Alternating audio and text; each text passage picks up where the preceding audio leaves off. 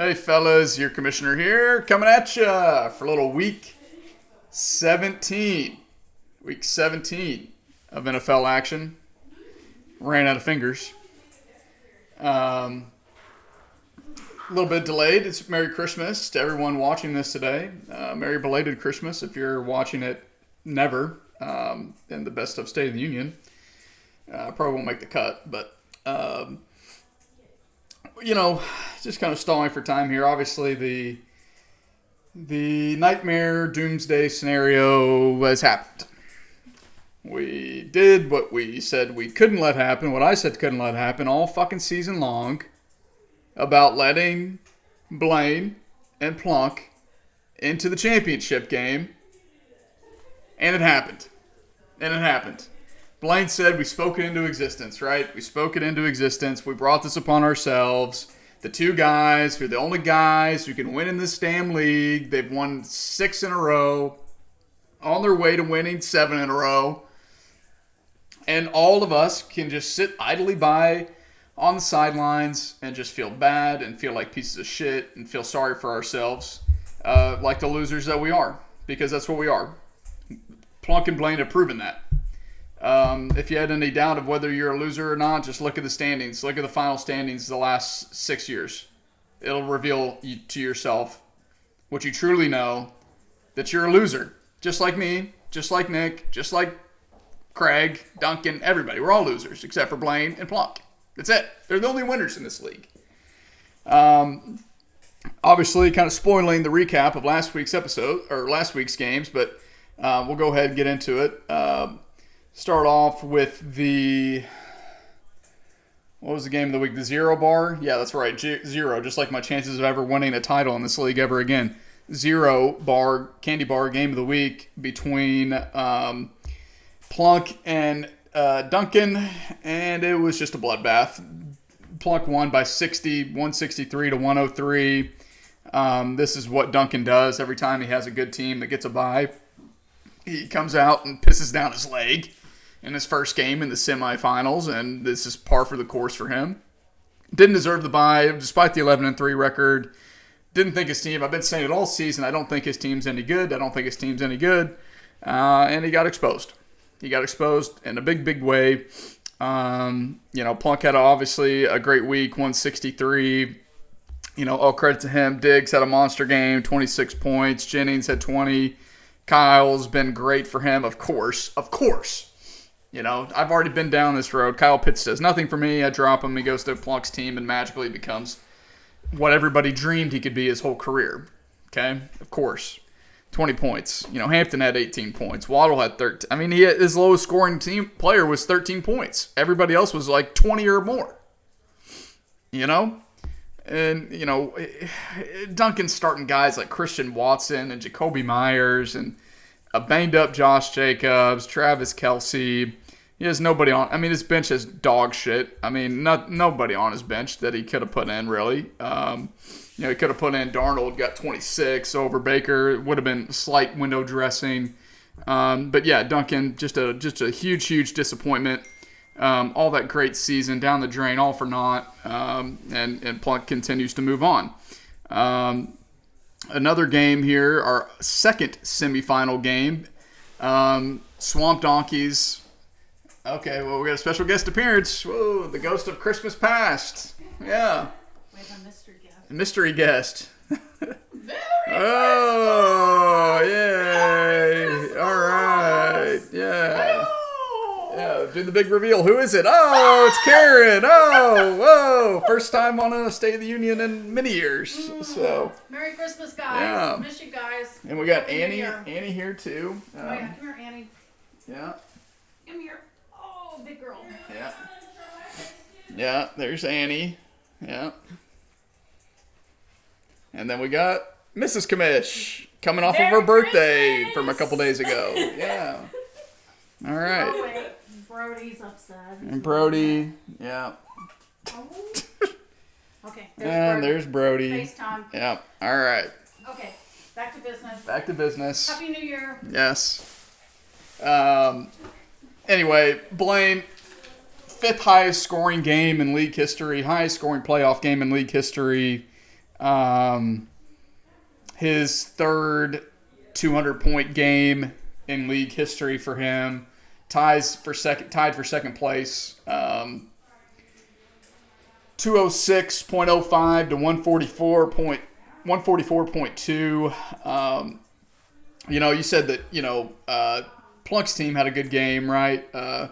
Blaine just, outside of Xavier Worthy getting 7 points. May had 30, King Henry 24, Chase Brown 35, basically. Puka had 50. Zay had 23. Fannin had 20. You look at his bench, 27 from Walker on the bench, 41 from T-Law on the bench. You know what I mean? Really, really good. He's just been on a magical run here. His defense has finally showed up in the playoffs. And his team has just been peaking. He's been carried off of Puka, just been on a generational run the last 3 weeks. And hey, his team's playing like one of the best teams in the league, right? So what are you going to do? And for Craig, huge disappointment for Craig, right? 11-3, probably the best season he's ever had. Number 1 seed, highest scoring team on the season, but really dominated the back half of the year. Stumbled a little bit the last couple weeks, and then obviously that's carried over here into the playoffs. CMC was great, 36. JSN, 25. Devontae had 17, but just couldn't keep pace. 144 is a fine week. It's a respectable week. It would get you a win in the semifinals. Probably most years, just not this year, right? 163 and 206. But Coker only 8 points. Parkinson only got 4 because he didn't play Ferguson. Didn't play Harvey, who had 26 points. Ramondre had 19. But again, that was kind of Trevion getting hurt. So really a disappointment to a magical season for Craig. A true Jeff Fisher fashion. You know what I mean? So, and then we move over to our Bitch Boy bracket, and yuck. These teams certainly deserved it. JD, again, should have won last week. Clear and away, easy this week. Beats Hawk 150-98. Like I said, man, JD, if he found his way to the playoffs, he would have made some noise. Still probably would have lost, but it depends on how those matchups went earlier in the day. But, Jackson Dart only got 1 point for Hawk. 5 points from Wandell, 7 points from Michael Carter. Olave had a monster game, 40 points. Scoff had a monster game, almost 40 points.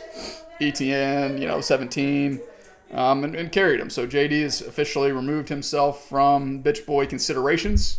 And I think it would have been quite the surprise to me if he ended up winning. It would have been some real bad luck Babcock type shit, you know what I mean? And then our other matchup, featuring our dog shit, throw up all over themselves, horse ass, dog shit, horse shit, piss shit team of the week. The piss team and the shit team of the week. Leadville, Deadville. 78.5 points. A guy who just has absolutely crumbled down the stretch. One of the flukiest 5-0 starts, not really fluky, but didn't play anybody the first 5 weeks of the season. Was scoring at a decent clip. That production dried up, went on a 4-game losing streak. He lost 6 out of his last 8 to end the year. And then, his last 2 weeks here, 111-78 in the playoffs. Just absolutely garbage. His lowest point total on the season for Rip, and he is trending full steam ahead to be the bitch boy once again. So I really he's just, his team's just not good. It's not good. 10 points from Josh, 1 point from Montgomery, 6 points from Javante, 7 from Debo, Kincaid goosed him, Metcalf hit a fan, got suspended. He leaves Cuge on the bench, got 21 on the bench. Would have swung this game for him, probably. Would have maybe gotten him a win. Let's see. And for Wilson, Wilson, the 13-game losing streak. It's finally over. He finally ended it. Hasn't won since week 1. This guy, since week 1, he hasn't won a game. And he finally gets away. Doesn't break 100. Wilson fashion, 96 points. Finds a way to win. Double tight end.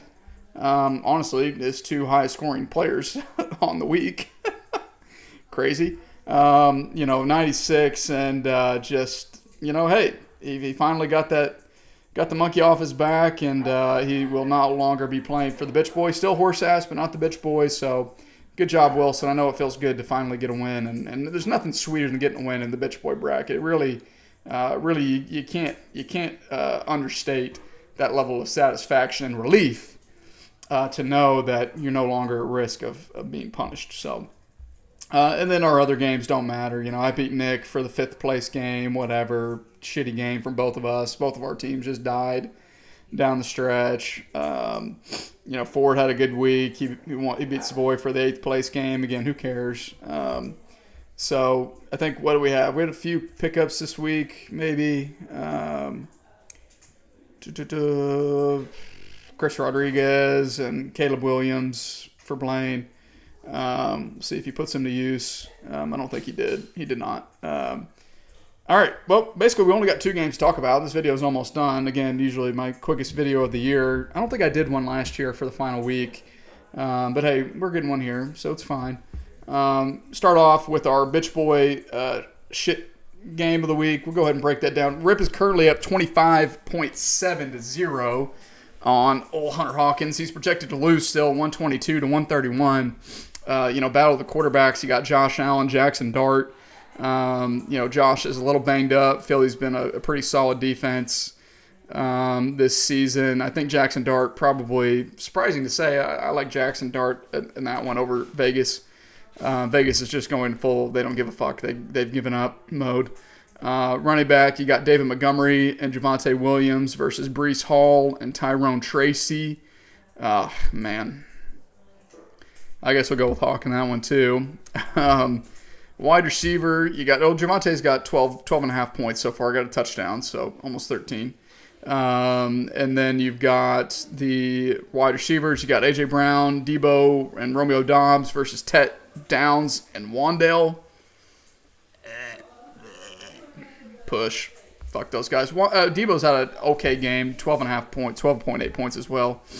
So far on the day with the fourth quarter winding down.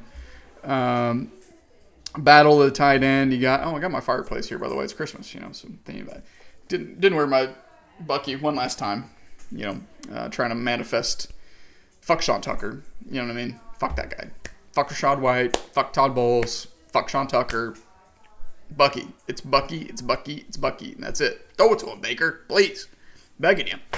Tight end, you got Theo Johnson versus George Kittle. Maybe has a chance. If he doesn't play, it's Evan Ingram. Push. I mean, if George plays, it's Kittle. And then flex, you got Quentin Johnson against Derek Stingley and Michael Carter versus one of the worst run defenses in the league. Interesting. I mean, the Cardinals don't really run the ball. I don't know that I would do that. Not that Hawk's going to listen to this video or listen to my advice. Charbonnet or Trey Tucker is probably better dart throws there than Michael Carter, personally. So, I do think Hawk wins this one. I think Rip goes back-to-back bitch boy. Who would have thought that? I don't think any team has ever missed the playoffs from 5-0, and certainly is not been in, or they've been in a position where they would be bitch boy, like the loser of the losers bracket. So, hey, what are you gonna do? All right, so championship preview, the moment you've been waiting for, Plunk. You're probably just gonna fast forward to this shit anyway, so hear me talk about how great your fucking team is, right? So, our not many things left from the supply cache. Basically got 3 different types of candy. We'll just go with this one. Charleston Chew game of the week. Charleston Chew, vanilla flavored. It's made by Tootsie Roll Industries. I like Tootsie Rolls. Who doesn't like a good old Tootsie Roll? Made in Chicago. Hey, go Bears. Hey, the Bears. Chicago, Illinois. It's made with corn syrup as the leading ingredient, so it's really healthy for you. Sugar's next.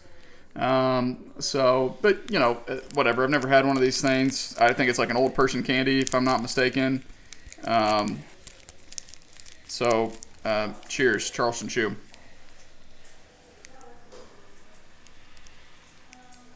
Very chewy. Hence the name.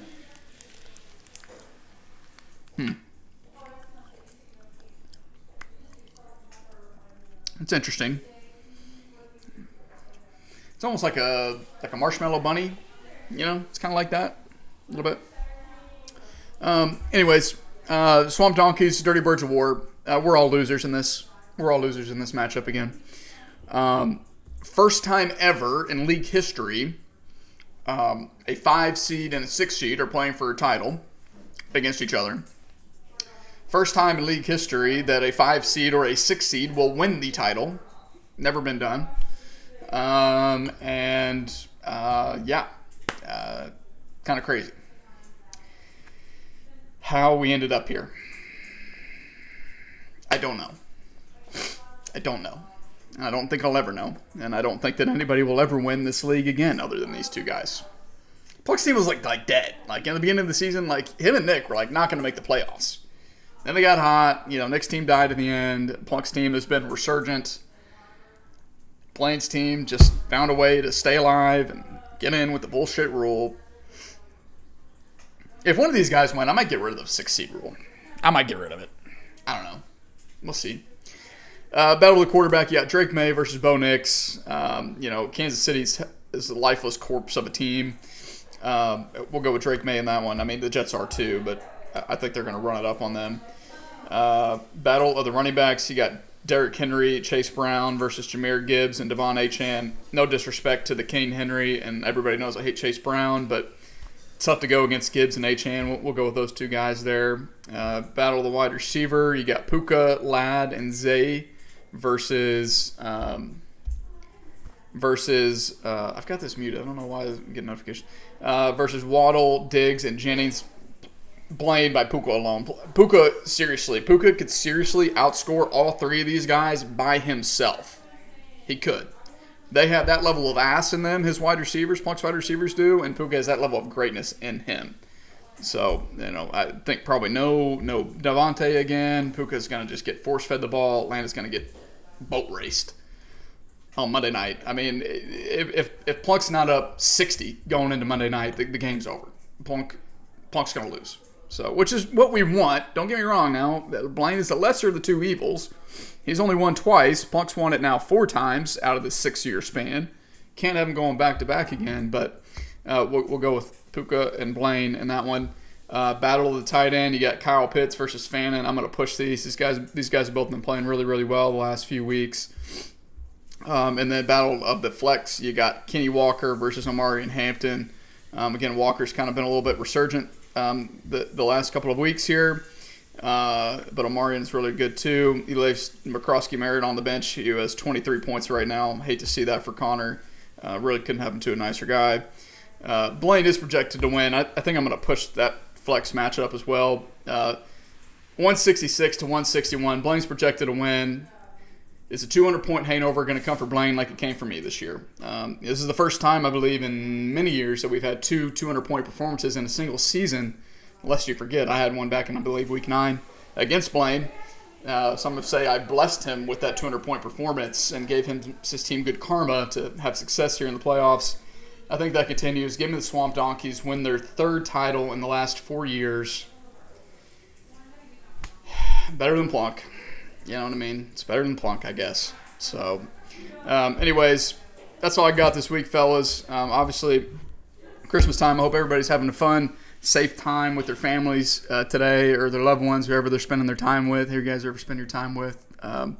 Super thankful and grateful for you guys. Of course, this league wouldn't be what it is without all you guys. You guys mean a lot to me. Mean a lot to each other, I think. It's always fun to be able to get together every single year and just shoot the shit and have some fun and care about a game that honestly at the end of the day doesn't mean jack shit. It definitely does not control our value or our worth in life, but certainly it's fun to think that it does, right? And it's hard to not think that it doesn't. So but anyways, I love you guys. Hope you guys all have a Merry Christmas and Happy New Year.